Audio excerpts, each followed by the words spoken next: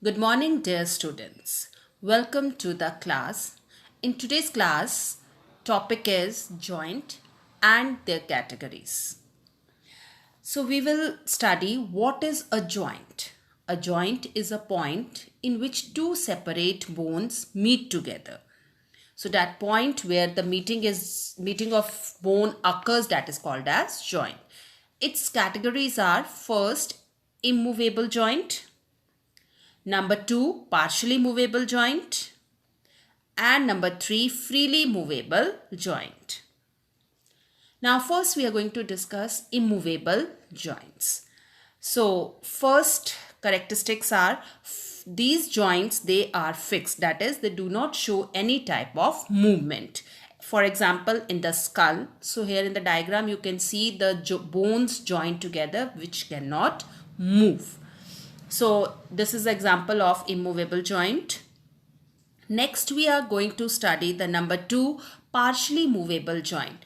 These joints move a little, means slight movement they show, and this you can see in your vertebral column. In the vertebral column or spine, we can see vertebrae which are attached to each other with the help of a thin cartilage, and slight bending movements they can show due to partially movable joint.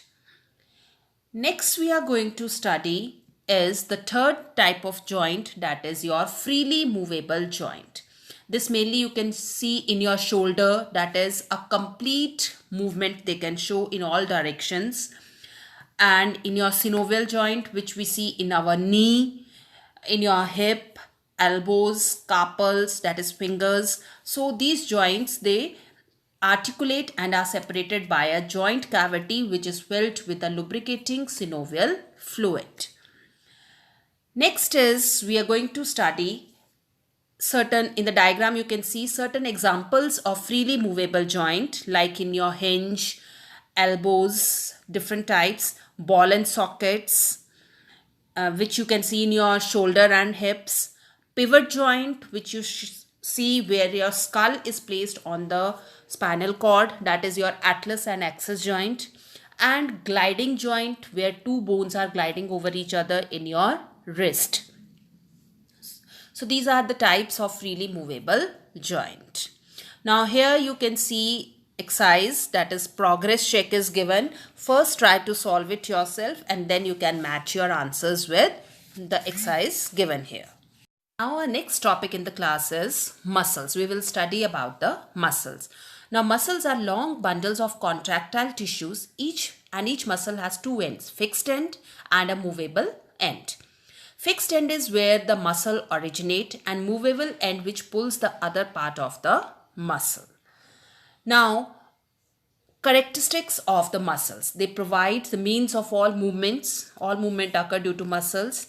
They cover our skeleton and gives shape to the body, to our body. So all this and they maintain the body posture.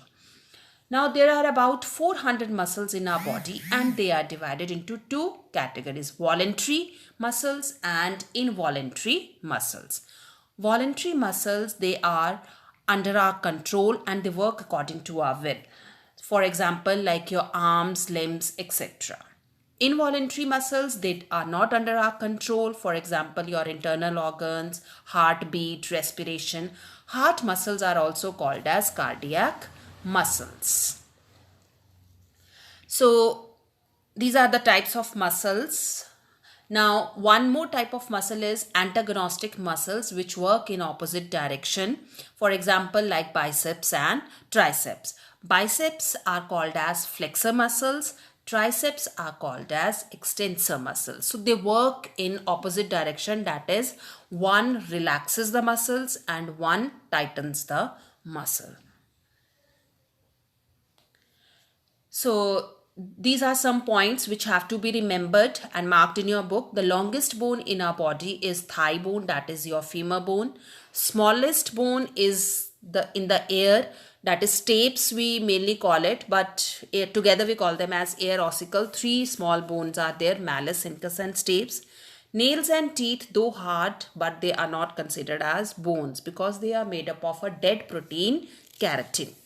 Some muscles in our body are vestigial. Vestigial means earlier they were in function, but now they do not perform any function in our body, but still they are present. So such types of bones are called as vestigial bones, and example are like the pinna of your ears, etc.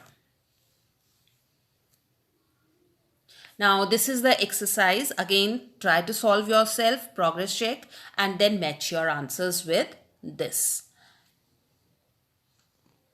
Now, two topics, that is, one is your synovial joint and one is liver mechanism. They are not included in your syllabus. So no need to do that. So revise the lesson, and thank you everyone.